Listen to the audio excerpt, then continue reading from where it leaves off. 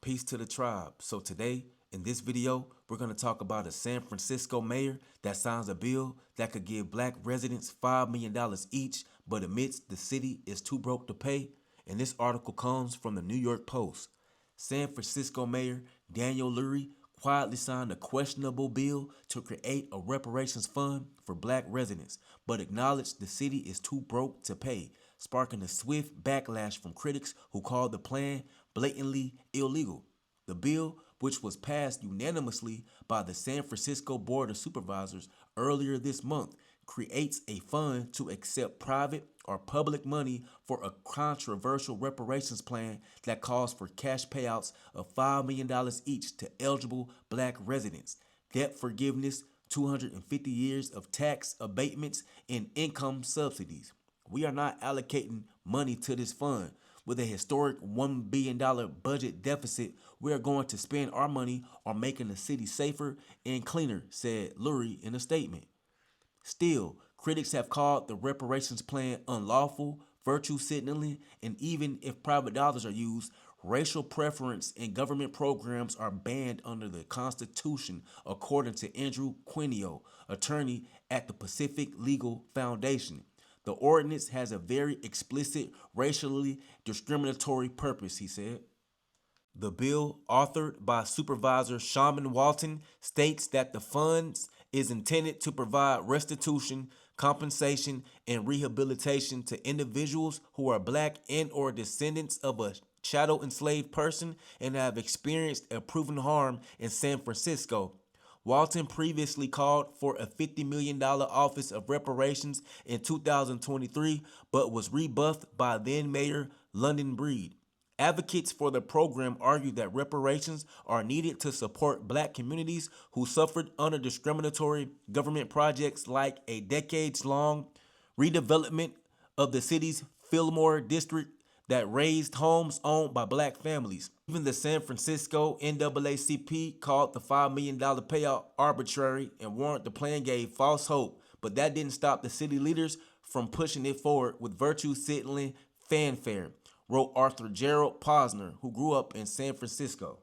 San Francisco is facing a two-year deficit as high as $936 million as spending outpaces revenues in the city of roughly 800,000 people. So I feel like the San Francisco reparations is off to a good start, but it's going to be a lot of pushback because in the African American Reparations Advisory Committee's reparations plan of 2023 that this ordinance pertains to in San Francisco, the framework can be better. They're using African descendants and Black American and African American interchangeably. But we're talking about a specific ethnic group in America. We're talking about a lineage of people. We're not talking about a racial group. So a lot of critics are saying that it's unconstitutional because in the framework, it's kind of ambiguous. This framework needs to be airtight. We're talking about lineage-based reparations. We're talking about the ethnic group that was enslaved here in America. We're talking about the people who built America with free labor, went through Jim Crow, black codes, redlining, mass incarceration. We're talking about people who can trace their lineage pre-1865 to a direct harm that the United States federal government allowed. We're talking about an ethnicity, not a race. So delineation is very, very, very necessary when it pertains to reparations, bro. We can't get away from delineation at all. And I'm seeing it all throughout this ordinance. I'm seeing it all throughout this African American Reparations Advisory Committee reparations plan of 2023 that San Francisco put out. But it is what it is. Y'all let me know what y'all think about it. Like, subscribe, and drop a comment. Peace. Following for several years, reparations for black San Franciscans are back on the table. And today, the San Francisco Board of Supervisors passed a measure that would create a fund designed to help black people who have been harmed by past city laws, including redlining from the 1950s through the 70s. ABC 7 News political reporter Monica Madden is digging into the story for us. Monica, how much money would be added into this fund? Dan and Amma, that's the kicker here. As things stand right now, the city is not appropriating a cent towards this reparations fund that might have made it easier to get the board's full support when the city is in a financial deficit. But supporters say at the least this sets up the framework for actual funding in the future. I think it means repair. As a descendant of slaves, James Taylor has long advocated for reparations. My own hands have touched my grandfather's hands, and my grandfather touched his grandfather's hands, and that was a slave. So think about how recent that is and how economically the empty hands of my grandfather left me with nothing because the empty hand of his grandfather, who started in slavery, left him nothing. Taylor says he's pleased San Francisco is revisiting the issue after the city rejected a controversial proposal to pay a lump sum of $5 million to qualifying Black residents in 2023.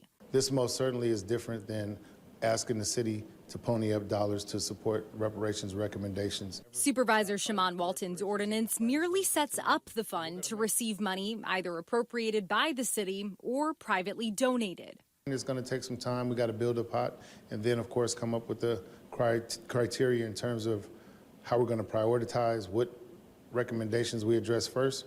But this is a major first step. Some of the city's previous recommendations for Black reparations range from assistance with down payments for buying a house, improved access to education, and cash payments. Redlining, making us pay taxes for education where our children couldn't go to those certain schools, pushing us out, gentrification. There's so many things that have been done to us systemically, and we have seen populations, we have seen races, we have seen ethnicities receive reparations.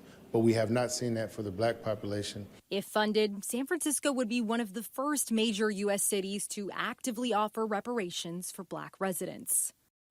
So who would be eligible? Black San Franciscans who can prove that they were harmed by past discriminatory city policies or prove lineage tied to slavery in the U.S.